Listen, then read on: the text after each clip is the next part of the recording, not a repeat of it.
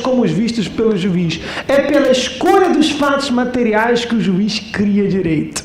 Ou seja, a justificação que você dá para o precedente pode ser muito bonita para você fazer você ficar bem com a sua própria consciência, mas ela não cria direito em absolutamente nenhum sentido, ela não tem nenhuma relevância para a prática. O que importa ali é o resultado da decisão. Você condenou? Condenei. Escolheu quais são os fatos materiais? Quer dizer, quais são os fatos relevantes para o julgamento do caso? Escolhe, pronto. Aqui que está o precedente. Ignore o resto.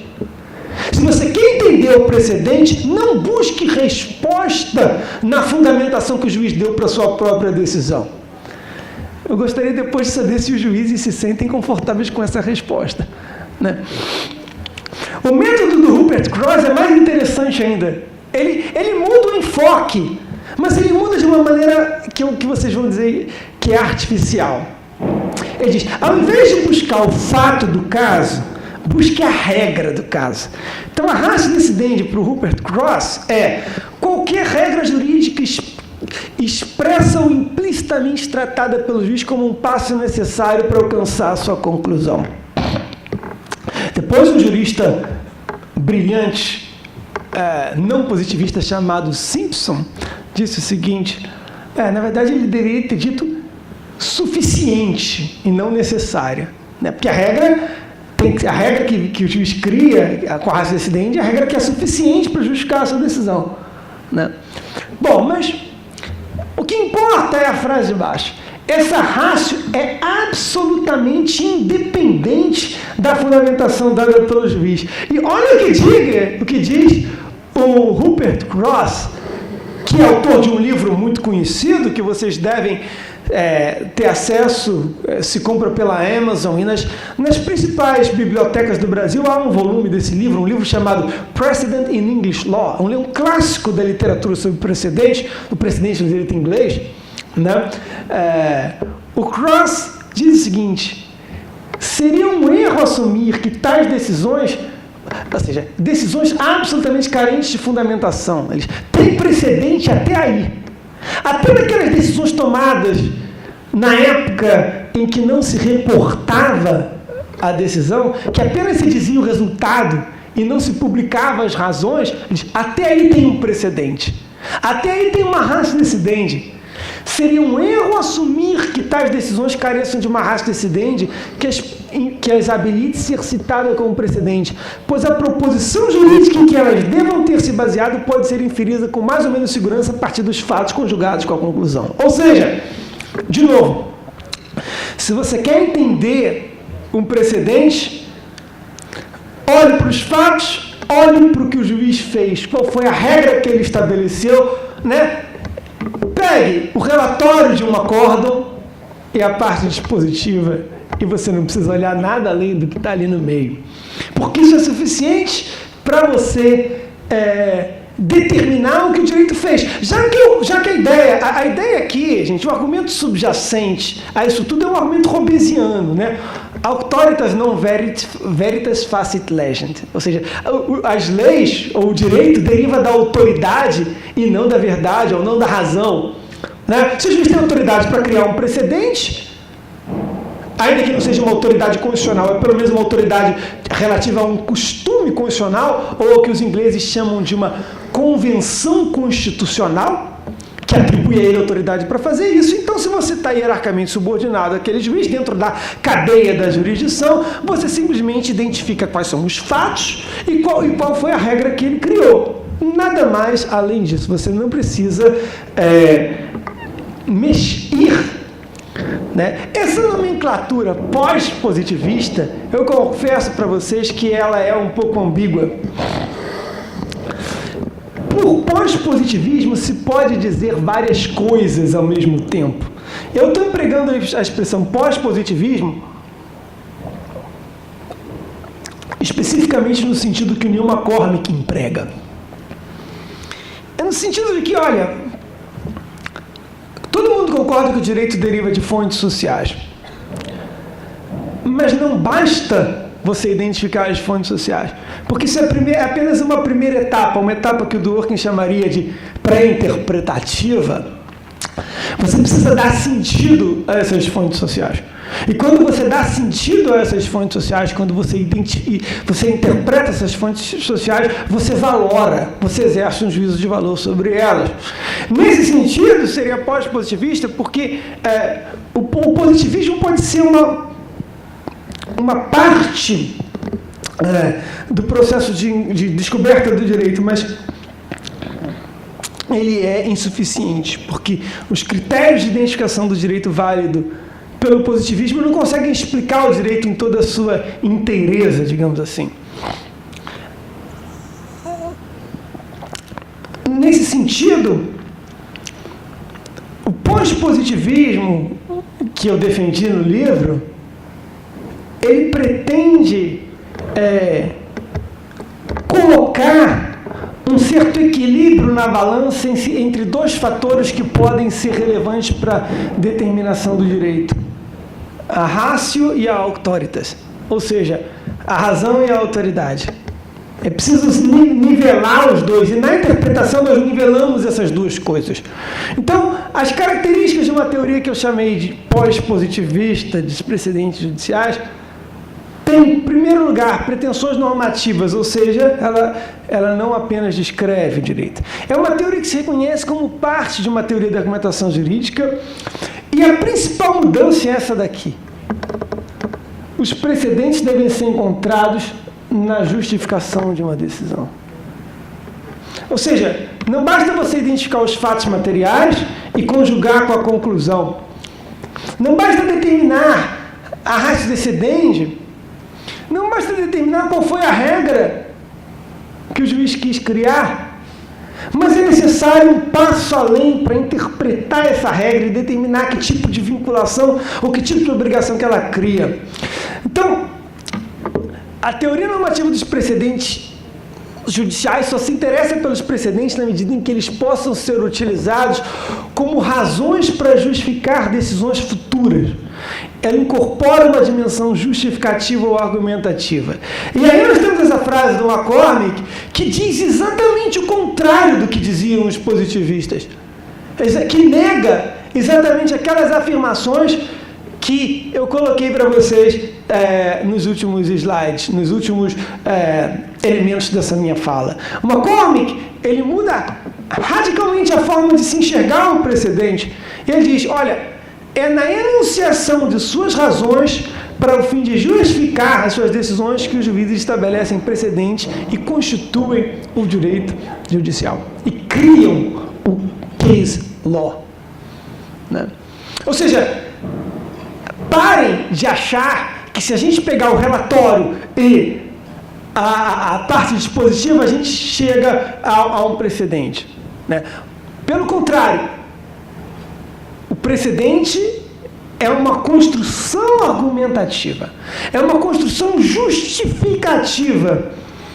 E isso faz desmoronar uma série de tijolos ou uma série de premissas que o McCormick talvez chamasse de mitos, sobre os quais o positivismo, no âmbito da teoria do precedente, foi construído. Como a teoria normativa dos precedentes determina, então, a ratio decidendi? O que esses caras, o que o McCormick teria a dizer sobre isso? A teoria dele considera o precedente geralmente como uma regra jurídica. Só que essa regra pode admitir diferentes níveis de generalidade. A distinção entre regras e princípios que eu estou adotando aqui é estrutural. Tá? Cada regra, a descrita que você puder extrair de um precedente, vale como uma ratio decidendi. Só que você pode reconstruir o precedente enunciando diferentes regras em diferentes níveis de generalidade. E o McCormick diz: há, portanto, não uma única ratio decidendi, mas várias raciones decidendi cumulativas com diferentes pesos ou graus de vinculatividade. Aqui criou-se um problema. Determinar primeiro qual é a regra que você extrai de um precedente passa a ser um exercício interpretativo extremamente complexo. E detalhe, não temos uma, temos várias raciones decidentes. Temos várias regras diferentes que nós vamos poder... Porque o que é, gente? O que é a fundamentação de uma decisão? A fundamentação de uma decisão é um discurso teórico sobre o direito. É uma teoria que se constrói, que tem como premissas primeiras ou premissas iniciais certas normas do ordenamento jurídico e como conclusão uma regra que justifica um comando.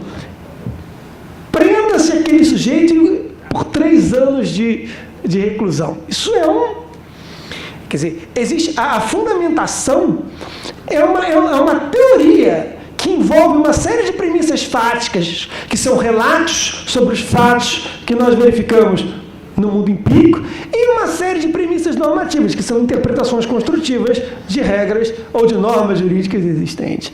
Então, dentro dessa grande peça de filosofia do direito, digamos assim, ou dessa grande peça de teoria, onde se conjugam esses fatos e essas normas, nós podemos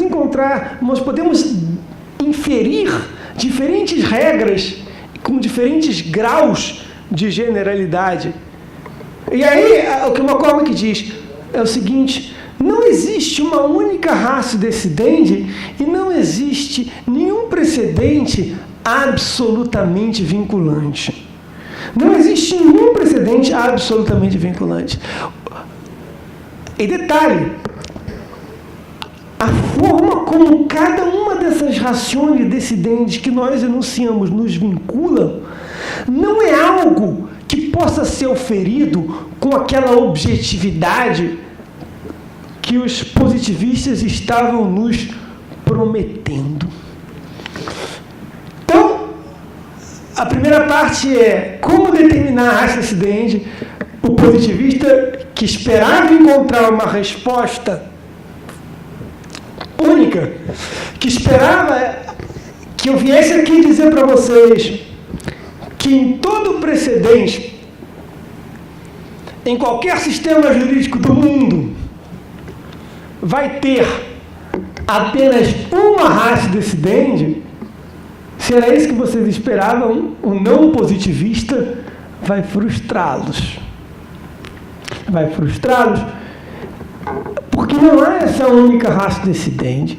E, além de tudo, as raciones decidendi que existem podem ser enunciadas em diferentes níveis de generalidade. Vou contar só uma historinha para vocês, rapidamente.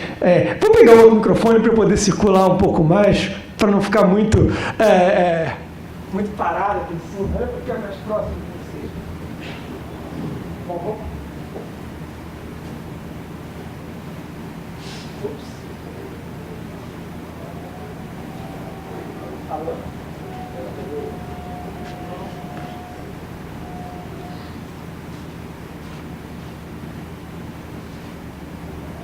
vamos lá, eu conto a história enquanto ele conserta. Vocês já ouviram falar no caso chamado Donoghue versus Stevenson? É um caso do direito escocês que é tido como o caso mais famoso do Reino Unido. É um caso que está na origem do nosso direito do consumidor. O caso da década de 1930. A senhora Donoghue foi tomar uma cerveja de gengibre num pub de Paisley, que é um subúrbio de Glasgow. Tem que contar detalhe, como um lawyer adora detalhe, adora contar as nuances do caso. Ela vai tomar uma cerveja de gengibre que é servida numa garrafa escura, opaca. Você não consegue ver através da garrafa e se tiver algum corpo estranho dentro dela, você não consegue ver. Ela pede a garrafa. Na verdade, ela não pede, ela não compra a garrafa diretamente. Ela ganha a garrafa de um amigo dela que estava no bar. Essa rodada é minha. Vamos lá. Aí ele compra a cerveja de gengibre. Obrigado. Agora eu estou bem aqui. Ele compra a cerveja de gengibre e a senhora Donoghue bebe. Quando ela está quase terminando de tomar o copo de cerveja dela, ela descobre um caramujo em decomposição dentro da garrafa. ela tem um choque nervoso e ela sofre uma gastrite. Até onde isso é verdade ou não, a gente nunca vai saber, porque o caso nunca foi julgado. Lá na Inglaterra é assim, se tem um caso como esse, primeiro o caso sobe até a Suprema Corte para dizer qual seria a decisão se for provado o que o autor está dizendo. Que primeiro eles definem qual é o direito, depois volta e o juiz de primeira instância, lá embaixo, vai ver se foi verdade o que a senhora Donegue falou ou não. Então o caso nunca foi julgado porque a senhora Donegue morreu antes disso. Mas, antes de morrer, ela fez um grande favor. Ela criou uma coisa chamada direito do consumidor, talvez, né? Ou criou, no âmbito do direito inglês, a possibilidade de responsabilização do fabricante por um produto que vai ser consumido por alguém que nunca teve ou terá qualquer tipo de relação jurídica com ele. Né? Se você pensar na lógica dos contratos, não houve nenhuma relação jurídica obrigacional entre o fabricante da cerveja e a senhora Donegue. E, por outro lado, se você pegar as regras do direito comercial inglês do início do século XX, o dono do bar também não descumpriu nenhuma regra. Ele pediu, foi o que eles chamariam de uma venda por especificação. Eu quero um microfone desse aqui, da marca Shure, que vai ser exatamente igual ao desse que eu estou segurando. Ele me entregou exatamente nas condições em que ela pediu, de absoluta boa fé, e abriu a cerveja na frente dela. E aí, ainda assim, a senhora Donegue passou mal, e por 3-2, a House of Lords, que exercia a função de Suprema Corte naquela época, até 2005, né? A Câmara Judicial da House of Lords, ainda assim, disse que a senhora Donegue deveria receber uma indenização do fabricante da cerveja. Qual foi o argumento que ela utilizou para tanto? O mais interessante foi o argumento, né? O argumento dela foi o seguinte: existe na Bíblia o princípio de que todos nós devemos amar ao próximo. Esse princípio vale também para o direito. Só que no direito não se fala em amar o princípio do próximo, o nosso dever em relação ao próximo não é amar ao próximo, mas é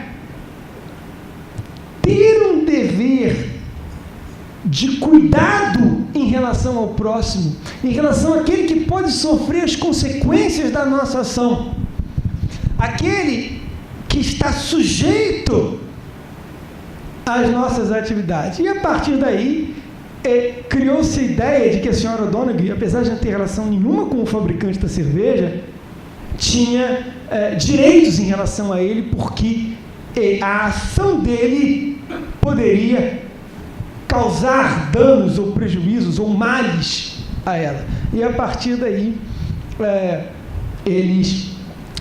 se criou aí a ideia o primeiro caso que se tem notícia de responsabilidade extracontratual, né, pelo fabricante do produto em relação ao consumidor, com o qual ele nunca vai ter uma relação jurídica direta.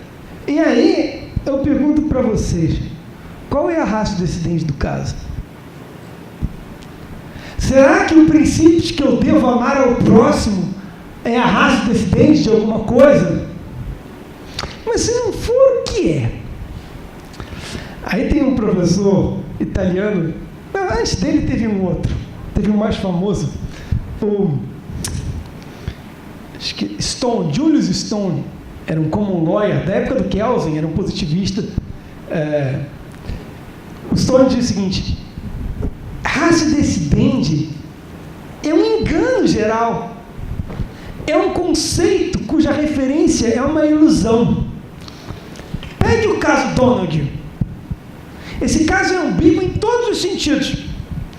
Ele é ambíguo em relação ao objeto, é ambíguo em relação ao sujeito ativo do direito, é ambíguo em relação ao sujeito passivo do direito, ele é ambíguo em relação a todos os fatores que você pode imaginar. Primeiro, no caso da senhora Donegue, Quem pode fazer direito a receber essa indenização? Uma senhora de idade? E se fosse um jovem esbelto, atlético, com uma visão perfeita? Né? Aquele que ganhou a cerveja ou aquele que comprou a cerveja? Faz diferença? E se ele não tivesse comprado nem ganhado? Se ele tivesse roubado a cerveja? Se ele não tivesse título lícito nenhum para ter aquela cerveja, ele teria direito à indenização também? E aí uma série... E se não fosse uma cerveja? E se fosse uma comida? E se não fosse uma comida? Se não fosse algo que você ingere, mas algo com o qual você tem contato? Uma moça foi a uma loja, comprou uma peça de roupa íntima, um sutiã, que veio com um pozinho químico, uma poeira invisível, que causou uma dermatite, um problema de pele. E aí? A corte disse, tudo bem, também se aplica Donoghue. Mas se fosse um serviço, uma empresa contratou uma outra para fazer manutenção de um elevador, no dia seguinte esqueceram algum cabo mal colocado lá, o elevador caiu, e uma série de pessoas sofreram danos. Também se estendeu o Donoghue, mas teve casos em que não se estendeu. Uma professora de química comprou um pó branco, não sei se era bicarbonato de qualquer coisa lá, para fazer uma experiência na sala de aula, teve uma explosão dentro da sala de aula e uma criancinha foi ferida. E aí disse, não, agora é diferente. Por quê? Porque ela não comprou diretamente do fabricante. O fabricante tinha colocado uma caveira enorme desenhada lá em um aviso. Esse produto tem que ser testado da seguinte maneira, porque é perigoso. Teste antes de consumi-lo, misturando um pouquinho de água e um pouquinho. Se ficar azul, você pode usá-lo, se não... Só que ela não comprou direto do fabricante, ela comprou na venda do bairro dela, e o cara tirava e colocava com uma caneca e colocava num saquinho para o consumidor final, e aí não veio a advertência. Então, nesse caso, foi... Mas qual é o ponto de tudo isso? O ponto é... Não se encontra nenhuma regra. No momento de você definir se segue ou não um precedente, se há que tomar uma decisão que não está pautada em critérios jurídicos, de acordo com a concepção de direito fornecida pelo positivismo jurídico. Uma concepção de direito que prega que você tem sempre um teste empírico para dizer o que conta e o que não conta como direito. Na hora de você decidir se segue ou não segue Donoghue, você vai precisar fazer uma reconstrução interpretativa e decidir com base em critérios morais e políticos se você vai fazer a passagem de um caso para outro ou não. Né? E aí, nessa busca, você pode anunciar várias razões decidentes e você pode, dependendo de vários fatores que eu vou explicar aqui, dizer se ou o quão vinculante é uma raça decidente. Aqui eu vou citar o Dworkin. O Dworkin, ao falar de precedente, ele já não fala mais em vinculante, em absolutamente vinculante. Ele usa uma metáfora diferente. Ele fala, os precedentes têm uma força gravitacional. E essa força gravitacional é determinada por princípios. Então, as teorias positivistas diziam que para você determinar a força do precedente, basta você encontrar a ratio decidendi. Por que as teorias positivistas inglesas diziam isso? Porque o precedente é uma fonte do direito. As francesas, os positivistas franceses diziam, não, o precedente não é uma fonte do direito. Então ele não conta para nada. Ou ele é uma fonte do direito e ele conta para absolutamente tudo.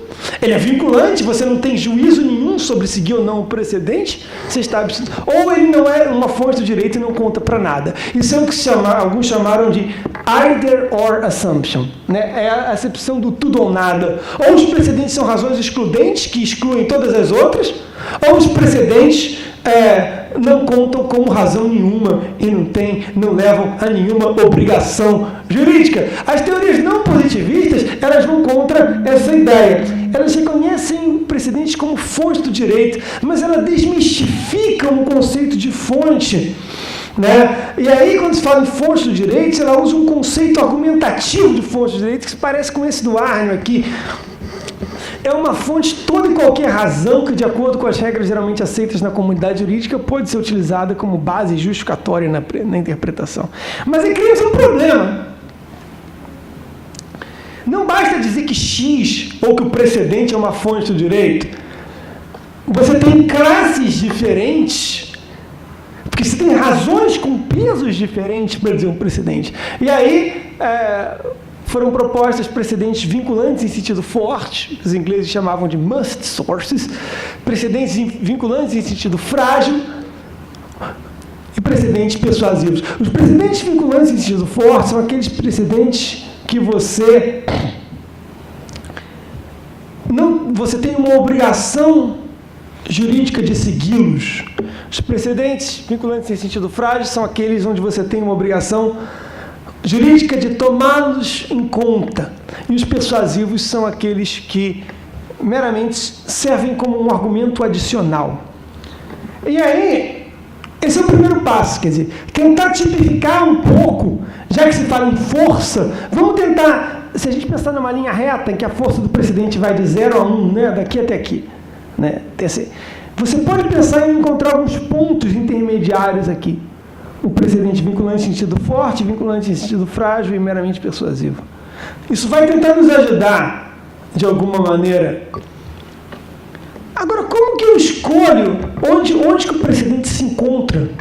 E aí eu vou dizer que há fatores institucionais e fatores extra-institucionais que, de alguma maneira, influem sobre o peso de um precedente judicial.